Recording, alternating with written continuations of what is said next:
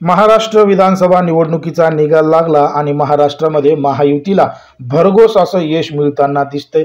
काही उमेदवार हे लाखांच्या मतांना निवडून आलेत, त्यांची चर्चा संपूर्ण राज्यभर होत आहे। पण मात्र काही उमेदवार हे अगदी किरकोळ आणि थोडक्या मतावर निवडून आलेले आहेत। नेमके असे किती उमेदवार आहेत आणि कोण कोण उमेदवार आहेत ते अगदी काठावर पास झालेत, म्हणजे काठावर निवडून आलेत एकदम कमी मतांनी। हेच आपण पाहणार आहोत की ते उमेदवार नेमके कोणते आहेत आणि कुठल्या मतदारसंघात आहेत।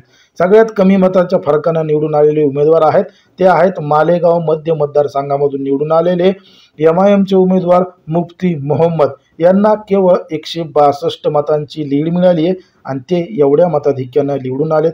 दुसरा मतदारसंघ आहे तो म्हणजे साकोली। या ठिकाणी होते काँग्रेसचे नेते नाना पटोले। नाना पटोले फक्त 208 मतांच्या मताधिक्याने निवडून आलेले आहेत आणि आमदार झालेले आहेत। तिसरा मतदारसंघ आहे तो म्हणजे बेलापूरचा आणि बेलापूर मतदारसंघामधून उभा होत्या भाजपकडून मंदा म्हात्रे। मंदा म्हात्रे यांना केवळ 377 मतांची आघाडी मिळाली। 300 मताधिक्य घेऊन त्या ठिकाणी निवडून आलेले आहेत, आमदार झालेले आहेत। चौथा मतदारसंघ आहे तो म्हणजे बुलढाणा आणि बुलढाण्यामधून शिवसेना शिंदे गटाचे उमेदवार होते संजय गायकवाड। संजय गायकवाड यांना केवळ 841 एवढं मताधिक्य मिळालं। 841 मतांची लीड घेऊन ते आमदार झालेले आहेत।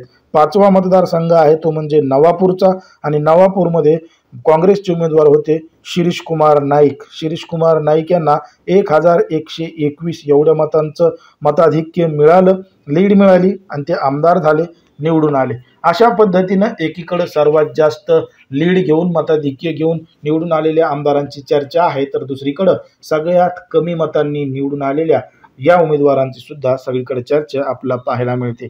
अशाच पद्धतीचे नवनवीन व्हिडिओ पाहण्यासाठी आपल्या चॅनलला लगेच सबस्क्राईब करून घ्या।